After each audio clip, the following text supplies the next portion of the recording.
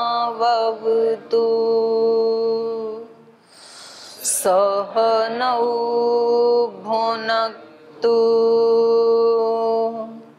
सह वीर्यं करवावहै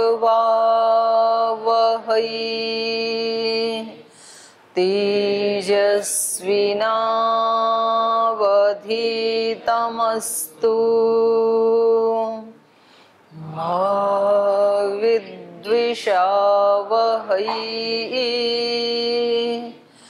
ॐ व्रतानां व्रतपति व्रतं चरिष्यामि तच्छकीयं तन्मे राध्यताम् इदमहमनृतात् सत्यमुपैमि। ॐ शान्ति शान्ति शान्तिः।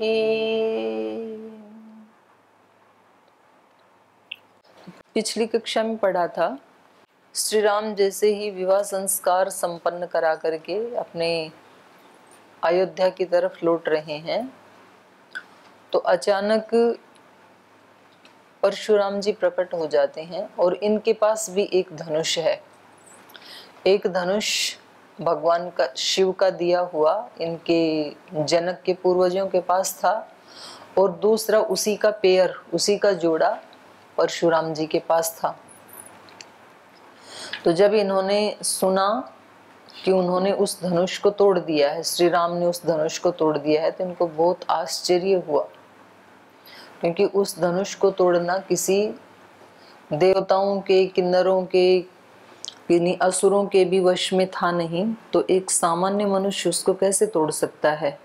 तो ऐसा सुन करके और ये इनकी परीक्षा लेने के लिए वहाँ समुपस्थित हो जाते हैं और ये दूसरा एक धनुष अपने साथ लेकर के आते हैं और उनको ललकारते हैं श्री राम को। पहले तो इनको रोकने की कोशिश की महर्षि वशिष्ठ ने और दूसरे जो ऋषि मुनि थे उन्होंने, क्योंकि इनको पता था कि इनके तेज को सहना, जब कोई आदमी देख भी नहीं सकता है उनकी तरफ, तो उस व्यक्ति के साथ युद्ध करना कितनी बड़ी बात है ये।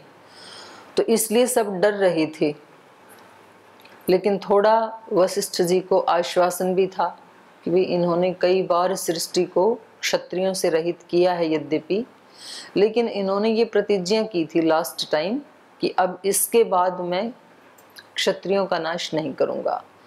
और ऐसे प्रतिज्ञा करके ये महेंद्र पर्वत पर तपस्या करने के लिए चले गए थे। इसलिए अभी ये नाश तो नहीं करेंगे, मृत्युदंड तो नहीं देंगे, लेकिन तो भी इनका इतना उग्र तेज है कि इनके साथ युद्ध करना भी बहुत कठिन काम है। तो इस तरह से वो तो इनकी सेवा, शुश्रूषा, स्वागत, पूजा आदि सब करते हैं, लेकिन ये उसको बहुत जल्दी से निपटा करके आगे बढ़ जाते हैं। उसके बाद महाराजा दशरथ जी इनको रोकने की कोशिश करते हैं, लेकिन इनके टारगेट श्री राम ही हैं। तो इन्होंने श्री राम को ही कहा कि पहले आप इस धनुष के ऊपर अपने प्रत्यंचा चढ़ा करके दिखाएं, और यदि आप ये करने में समर्थ हो जाते हैं तो मैं आपको निश्चित रूप से एक बड़ा वीर मान लूँगा, लेकिन तो भी आपको फिर मेरे साथ द्वंद्व युद्ध करना पड़ेगा। द्वंद्व युद्धम प्रदास्यामि वीर्य श्लाघ्यम अहम तव। यद्यपि मैं आपके पराक्रम की शलाघा तो करूँगा, आप धनुष के ऊपर प्रत्यंचा चढ़ा देंगे तो, लेकिन फिर भी मैं आपको द्वंद्व युद्ध के लिए भी आमंत्रित करता हूँ। तो इस प्रकार के जब वचन सुने तो महाराजा दशरथ बहुत विषण्ण वदन हो गए थे। विषण्ण का मतलब होता है दीनहीन, उदासीन। तो भयभीत हो गए, भाई इनके साथ मेरे पुत्र का यदि युद्ध होगा तो ये तो, उनको तो छोटे ही लगते हैं ना, तो ये बड़े भयभीत हैं। तो यहाँ तक हमने पढ़ा था। तो कोई प्रश्न है आपका पीछे के पाठ से? ओम दीदी जी प्रणाम जी। ये हमने पिछले पाठ में भी पढ़ा था और आज आपने और बताया कि पृथ्वी को कई बार क्षत्रियों से इनने पूरा नष्ट कर डाला था करके। तो इनकी आयु इससे पता चलता है बहुत लंबी रही होगी परशुराम जी की, क्योंकि वर्तमान में भी महाराजा दशरथ से लेकर राम से लेकर इधर जनक और महाराजा जनक आदि हैं। तो सृष्टि को पूरा क्षत्रियों से नष्ट करने में तो ये तो अभी बचे हुए हैं। नहीं, तो वो इससे नष्ट कैसे करने का मतलब होता है बहुत कम बचे, गिने चुने। प्रधानता से नष्ट करना, संपूर्ण नष्ट कर देते तब तो ये कहाँ से बचते। तो उसका है कि मतलब प्रधानता से, जैसे हम बोलते हैं ना भाई ये तो सत्व प्रधान व्यक्ति है, तो रजोगुण तमोगुण तो होते तो हैं पर वो गौण होते हैं। प्रधानता से कहा जाए, इस गांव में तो सब ब्राह्मण रहते हैं, तो प्रधानता से ब्राह्मण रहते हैं, बाकी थोड़े बहुत घर दूसरे लोगों के भी होते हैं। इस गांव में क्षत्रिय लोग रहते हैं, तो ऐसे बोल दिया जाता है कि ये तो केवल ब्राह्मणों का गांव है, केवल क्षत्रियों का गांव है। तो प्रधानता से ऐसे बोला है। और इनके सामने ही उन्होंने कई बार पृथ्वी को क्षत्रियों से नष्ट किया हो, ये जरूरी नहीं है। इतिहास भी तो बताता है ना कि इन्होंने ऐसे किया था, ये भी हो सकता है। ये जो ऋषि हैं, तपस्वी हैं, ये क्षत्रियों से विहीन धरती को क्यों करना चाह रहे थे? धरती को क्षत्रियों से विहीन क्यों करना चाह रहे थे? परशुराम जी जी चाह रहे नहीं, कर ही दिया था, क्योंकि इनके पिता का सिर काट दिया था भृगु का। वो तपस्या कर रहे थे, क्षत्रिय राजा ने उनका सिर काट दिया था।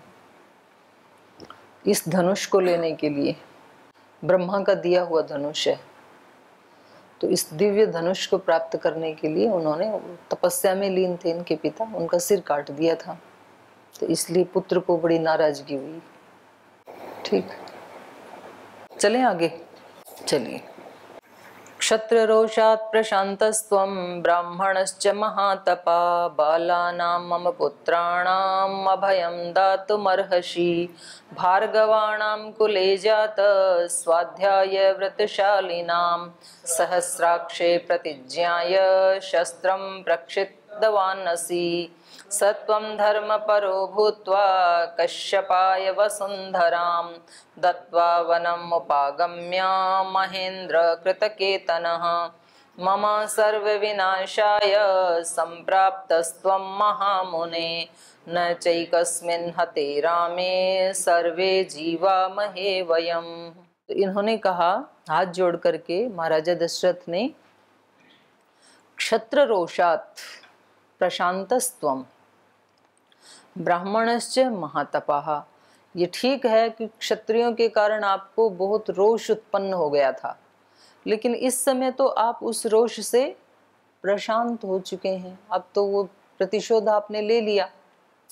क्षत्र रोषात् प्रशान्तस्त्वं ब्राह्मणश्च महातपाः, और इतने महातपस्वी ब्राह्मण हैं आप, तो युद्ध करना ब्राह्मण का कार्य नहीं है। बालानाम मम पुत्राणाम, और मेरे पुत्र क्या हैं? बच्चे हैं, अभी तो शादी करके आ गए तो भी बाल बता रहे हैं अपने बच्चों को। बाला नाम मम पुत्राणाम अभयम दातुम अर्हसि। जो मेरे ये छोटे छोटे बच्चे हैं, आप इनको अभय प्रदान कर सकते हैं, आपको अभय प्रदान करना चाहिए, क्योंकि आप ब्राह्मण हैं। क्षत्रियों के प्रति जो आपका रोष था वो शांत हो चुका है। तो महाराज, आपको मेरे बच्चों को ऐसे तंग नहीं करना चाहिए। भागर्वाणाम कुले जातः स्वाध्याय व्रतशाली नाम, क्योंकि आप भृगु कुल में उत्पन्न हुए हैं और आपके कुल में जो पैदा होते हैं वो कैसे होते हैं? स्वाध्याय व्रतशाली नाम भागर्वाणाम। तो आपका काम है स्वाध्याय करें, व्रत करें, तप करें, जप करें, आपका ये काम है। आप कहाँ यहाँ पंगा लेने आ गए? और ना हमारे पुत्रों ने कुछ अपराध भी किया नहीं आपका जिससे आपको रोष आए। और केवल क्षत्रिय समझ करके ही यदि आप रोष कर रहे हैं तो वो तो आपका कब का प्रशांत हो गया है, वो रोष तो जो एक आपके मन में था क्षत्रियों के प्रति। देखो, ऐसे हानि होती है। अब अपराध किया किसी एक क्षत्रिय ने और उसका शिकार बन गई पूरी क्षत्रिय जाति।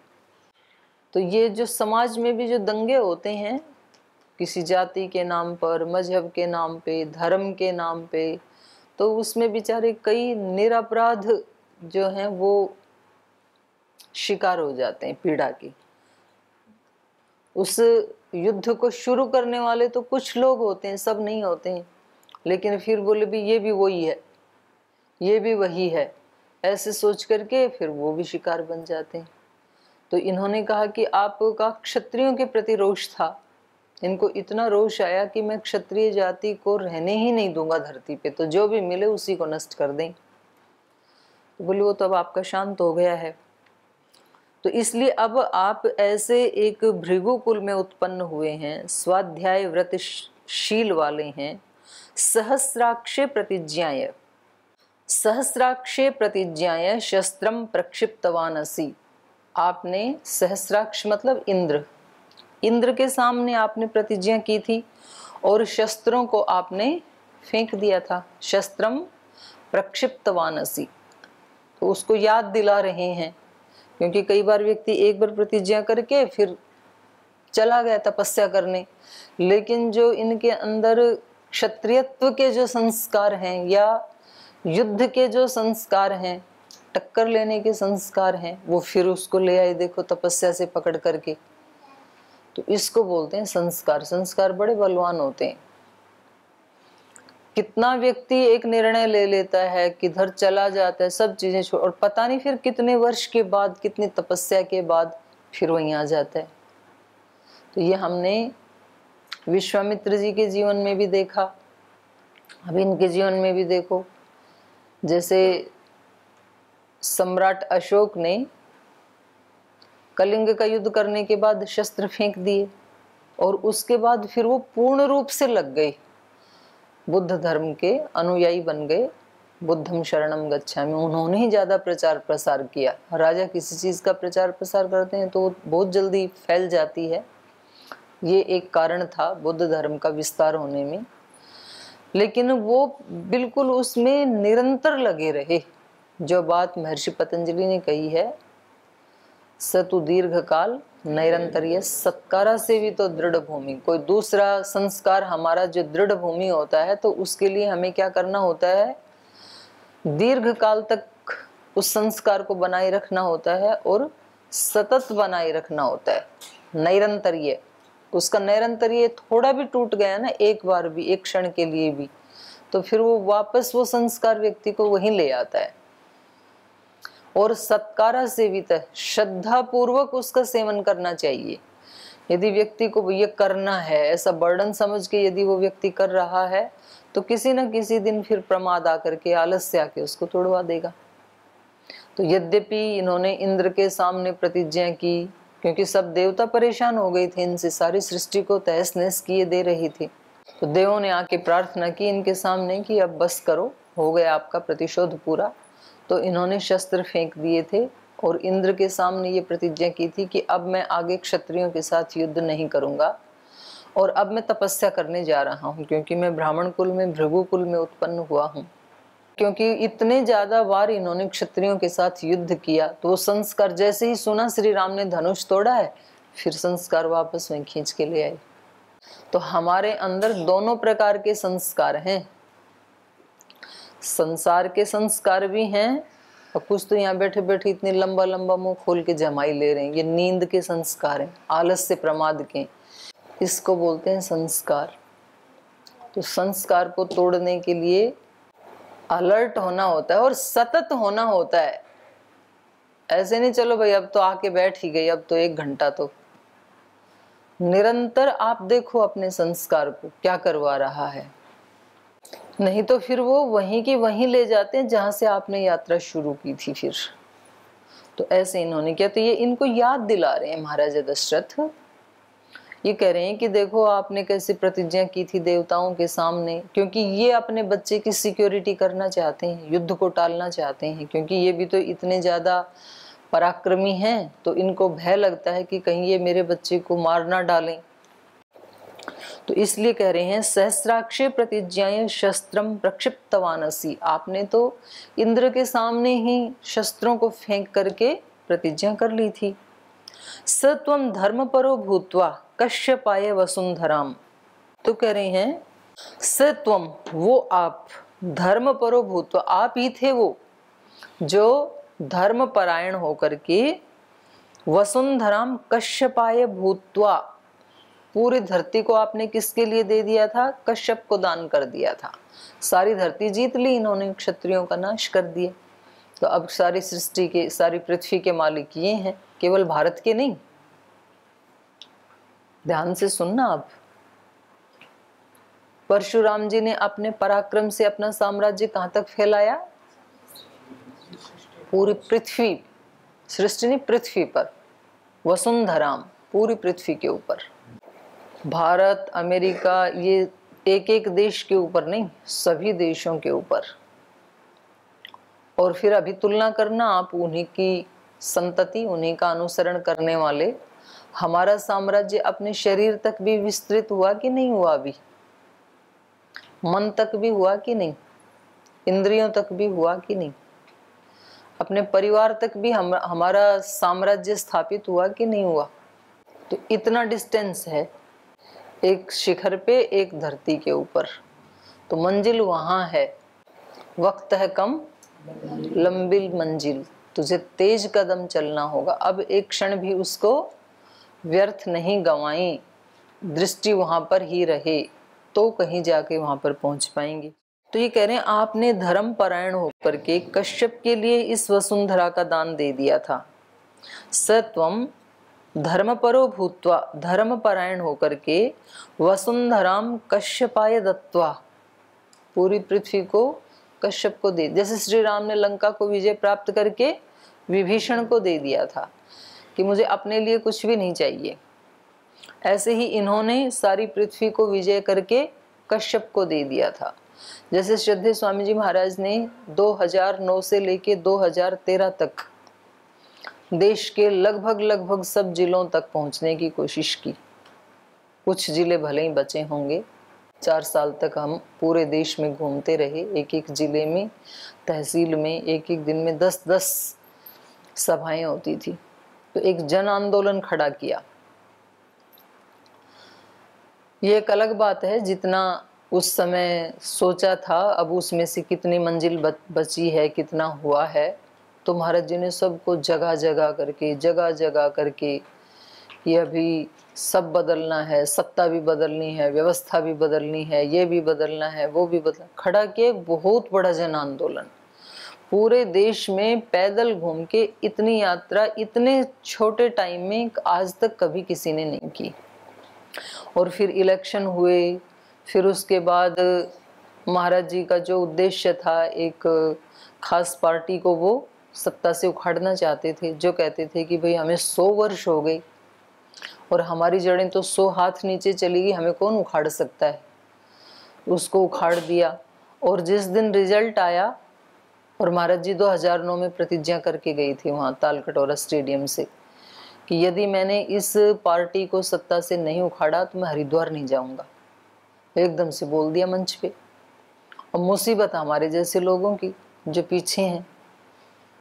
तो 4 साल तो घिसटते रहे। अब मतलब दूसरों के घरों में रहना इतना भी सरल नहीं होता है। और हम ये सोचें कि भाई अगर ये सत्ता नहीं उखड़ी और ये हरिद्वार, तो ये तो कहीं भी रह लेंगे, हमारा क्या बनेगा।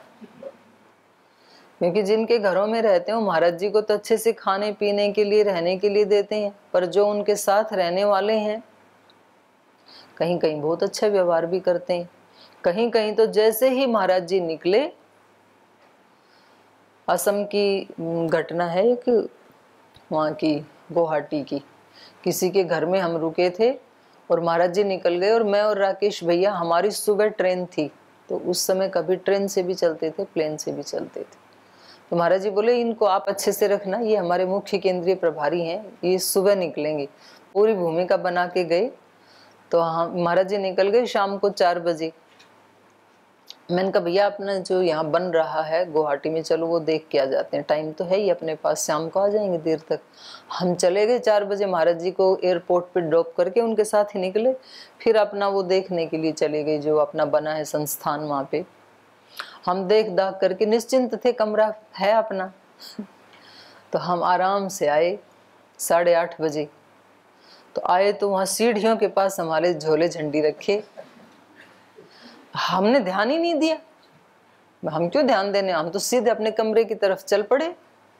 तो फिर वहाँ उनके एक नौकर थे, उन्होंने कहा बोल जी ये तो हमने साफ कर दिया, ये तो मैम का सोने का कमरा था, वो सर का सोने का कमरा था। अरे मैंने कहा हम कहाँ जाएं अब रात को। तो पता नहीं उनका वो जो है उनके नौकरों का था या किसका था, नहीं पता।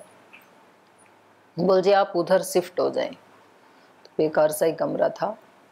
तो फिर भी राकेश भैया बोले दीदी मैं तो बाहर यहाँ सोफा साफ पर सो जाऊंगा, आप चले जाओ। तो हम ये सोचें भाई अगर मतलब पूरी जिंदगी नहीं जाना, और पूरी जिंदगी नहीं तो 5 साल तो कम से कम गए, इलेक्शन होने नहीं है। और जब अब नहीं हो पाया इतना जन आंदोलन खड़ा करने के बाद, अभी नहीं तो कभी नहीं, फिर तो होना ही नहीं है दोबारा तो। लेकिन उसका रिजल्ट भी आ गया, खूब अच्छे बहुमत से विजय प्राप्त हो गई।